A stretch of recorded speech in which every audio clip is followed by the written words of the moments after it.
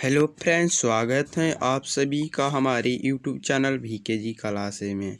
दोस्तों, आज के वीडियो में देखने वाले हैं क्लास 10th का हिस्ट्री। जो फर्स्ट चैप्टर है कि यूरोप में राष्ट्रवाद, यानी कि राष्ट्रवाद का अर्थ क्या होता है। हम इस वीडियो में सब्जेक्टिव के साथ साथ ऑब्जेक्टिव में भी कराने वाले हैं, क्योंकि लाइन बाय लाइन पढ़ाने वाले हैं, तो यानी कि सब्जेक्टिव के साथ ऑब्जेक्टिव भी चलेगा। चलिए स्टार्ट करते हैं। आज का पहला पॉइंट है कि यानी कि राष्ट्रवादी क्या है।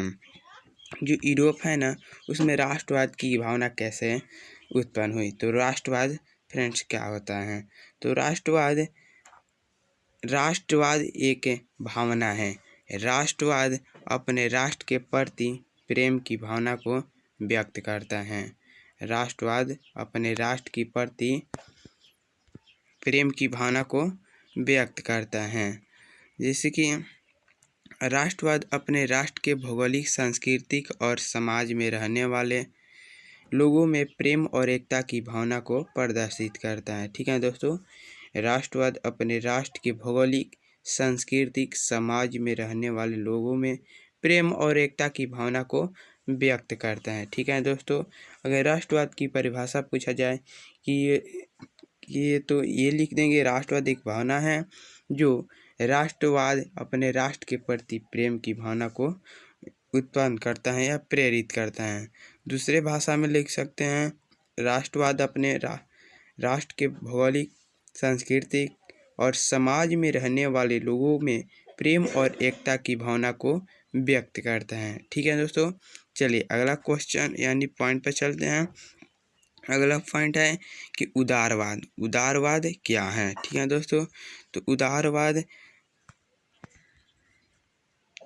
वह विचारधारा है। उदारवाद वह विचारधारा है जिसके अंतर्गत मनुष्य की विवेकशील प्राणी मानते हुए सामाजिक संस्थाओं के मनुष्यों की सूझबूझ और सामूहिक प्रयास का परिणाम समझा जाता है। ठीक है दोस्तों, उदारवाद कहेगा तो उदारवाद क्या है। तो उदारवाद वह विचारधारा है जिसके अंतर्गत मनुष्य को विवेकशील प्राणी मानते हुए सामाजिक संस्थाओं के मनुष्यों की सूझबूझ और सामूहिक प्रयास का परिमाण समझा जाता है। ठीक है दोस्तों, इसमें पॉइंट अगला पॉइंट कह सकते हैं कि राष्ट्रवाद की भावना का बीजारोपण यूरोप में पुनर्जागरण काल से ही हो चुका था। ठीक है दोस्तों, यानी कि कह रहे हैं यूरोप में पुनर्जागरण का अर्थ क्या होता है, यानी कि फिर से जागना, पुनर्जागरण का अर्थ होता है, या पुनः निर्माण कह सकते हैं। ठीक है दोस्तों, फिर से जागना या पुनः निर्माण या पुनर्जागरण का अर्थ होता है। वही कह रहे हैं कि राष्ट्रवाद की भावना का बीजारोपण यूरोप में पुनर्जागरण के काल से ही शुरू हो चुका था, लेकिन 1789 की फ्रांसीसी क्रांति से यह उत्पन्न हुई थी। कहेगा फ्रांसीसी क्रांति कब हुई थी, तो दोस्तों 1789 में हुई थी। ठीक है दोस्तों, चलिए अगला पॉइंट पर चलते हैं। अगला पॉइंट है कि यूरोप में राष्ट्रीयता की भावना के विकास में फ्रांस की राजक्रांति, नेपोलियन के आक्रमणों ने महत्वपूर्ण योगदान दिया। यानी कि इस पाठ में अनेक से वीरों का जिक्र करेंगे जो नेपोलियन है, उनके बारे में भी इसमें अध्ययन करना है। ठीक है दोस्तों, चलिए अगला पॉइंट है कि सन 1815 ईस्वी के वियना सम्मेलन की मेजबानी ऑस्ट्रिया के चांसलर मेटरनिख की थी। यानी कि इसमें ऑब्जेक्टिव इतना कहेगा, वियना सम्मेलन कब हुआ था, 1815 ईस्वी में। जो 2021 का बिहार बोर्ड का सोशल साइंस का क्वेश्चन था कि वियना सम्मेलन कब हुआ था, तो राइट आंसर होगा 1855। यानी कि ऑब्जेक्टिव बहुत अच्छा है। ठीक है, और कहेगा मेजबानी कौन किया था, ऑस्ट्रिया के चांसलर। एक और ऑब्जेक्टिव के तौर पर शुरू होता है कि ऑस्ट्रिया का चांसलर कौन है, तो मेटरनिख था। ठीक है दोस्तों, चलिए अगला पॉइंट पर चलते हैं। इस सम्मेलन में यानी कि वियना सम्मेलन में कौन सा देश शामिल था, ब्रिटेन था, रूस था, फ्रांस था, ऑस्ट्रिया था।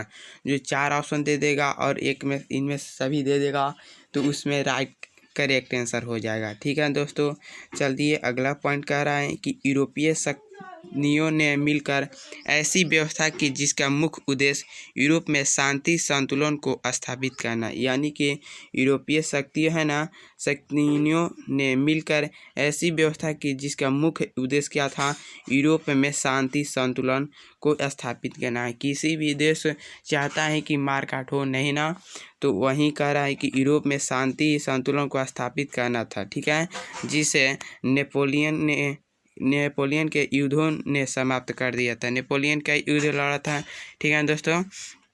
अगला पॉइंट यानी कि नोट बहुत VVI क्वेश्चन होता है। तो नोट क्या कह रहा है हम लोगों का, नोट कह रहा है कि 1815 से 1848 तक के समय को यूरोप में मेटर्निक युग के नाम से जाना जाता है।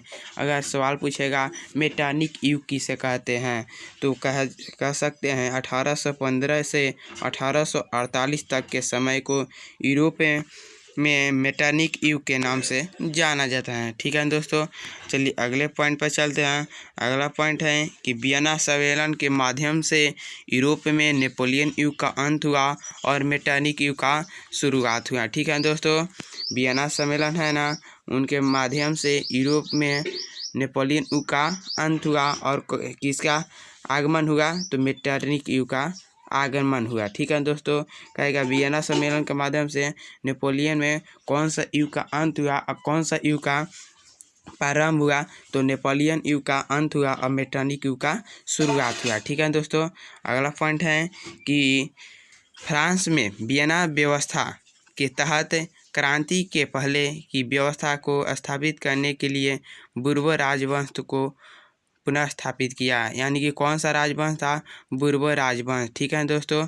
चलिए अगला हम लोग का पॉइंट है कि अगला पॉइंट है कि जुलाई 1830 की क्रांति, ठीक है दोस्तों। इतिहास में जुलाई 1830 की क्रांति का क्या मतलब, यानी कि क्या उसमें हुआ था, तो चार्ल्स दशम एक निरंकुश एवं प्रतिक्रियावादी शासक था। चार्ल्स दशम कैसा शासक था, एक निरंकुश एवं प्रतिक्रियावादी शासक था, ठीक है दोस्तों, जिसने फ्रांस में उभरे रही राष्ट्रीयता तथा जनतंत्रवादी भावनाओं को दबाने का कार्य किया, ठीक है दोस्तों। दबाने का कार्य किसने किया, चार्ल्स दशम ने। वो कैसा शासक था, एक निरंकुश एवं प्रतिक्रियावादी शासक था, ठीक है दोस्तों। इसमें अगला पॉइंट कर रहे हैं कि और उसके द्वारा प्रतिक्रियावादी पोलीगेनिक, ठीक है, उसके चलाए गए प्रतिक्रियावादी पोलीगेनिक को प्रधानमंत्री बनाया गया। वह किसको प्रधानमंत्री बनाया गया, तो पोलीगेनिक को, ठीक है।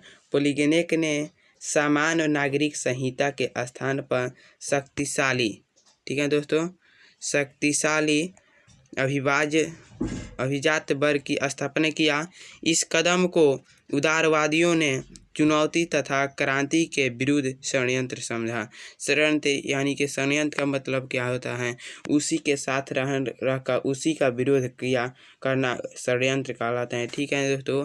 प्रतिनिधि सदन के पोलीगेनिक के विरुद्ध गहरा असंतोष प्रकट किया, यानी कि पोलीगेनिक के साथ षड्यंत्र रचा गया, जिसके साथ षड्यंत्र रचा जाता है उसको बहुत तकलीफ होता है, ठीक है। उसी प्रकार चलिए अगला पॉइंट है, चार्ल्स दशम ने इस विरोध के प्रतिक्रिया स्वरूप 25 जुलाई 1830 को, ठीक है, 25 जुलाई 1830 को 4 अध्यादेशों द्वारा उदार तत्वों को गला घोटने का प्रयास किया, ठीक है दोस्तों।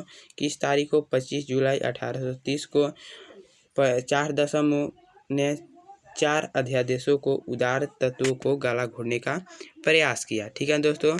इसमें पहला है, यानी कि पहला पॉइंट है,